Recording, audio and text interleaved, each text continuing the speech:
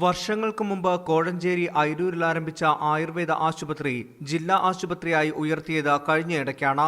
സ്വന്തമായി പുതിയ 4 നില കെട്ടിടം നിർമ്മിച്ചെങ്കിലും ചികിത്സയ്ക്ക് ആവശ്യമായതൊന്നും ഇവിടെ ക്രമീകരിച്ചിട്ടില്ല. 100 രോഗികളെ കിടത്തി ചികിത്സിക്കാൻ സാധിക്കുമെങ്കിലും ആവശ്യത്തിന് ജീവനക്കാർ ഇല്ലാത്തതാണ് പ്രധാന പ്രതിസന്ധി. ജോലിക്കാര് വളരെ കുറവായി. ജോലിക്കാരെന്ന് പറഞ്ഞാൽ പ്രത്യേകിച്ച് തിരുമ, ഉഴിച്ചിൽ ഇതൊക്കെ ചെയ്യാൻ ആപ്പാട് ഒരാളുള്ള ചെയ്യുന്നത്. ഒരാളും കൂടെ ഉണ്ടെങ്കിൽ അത്രയും കൂടെ ആ പുള്ളിക്ക് ജോലിഭാരം കുറയും, ഞങ്ങൾക്കും ആശ്വാസമുണ്ട്. ആകെയുള്ള 6 ഡോക്ടർമാരിൽ 2 പേർ NRHM വഴി നിയമിതരായവരാണ്. NRHM മുഖേന നിയമിതരായ 6 തെറാപ്പിസ്റ്റുകളെ പിരിച്ചുവിട്ടിരുന്നു. ഇപ്പോൾ നഴ്സിംഗ് അസിസ്റ്റന്റുമാരാണ് ഇവരുടെ ജോലി കൂടി ചെയ്യുന്നത്.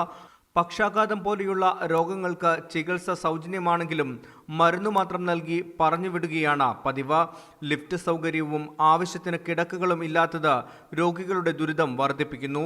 ജീവനക്കാരും രോഗികളും ഒരുപോലെ ആവശ്യപ്പെട്ടിട്ടും തിരിഞ്ഞു നോക്കാൻ പോലും അധികാരികൾ തയ്യാറാകുന്നില്ല.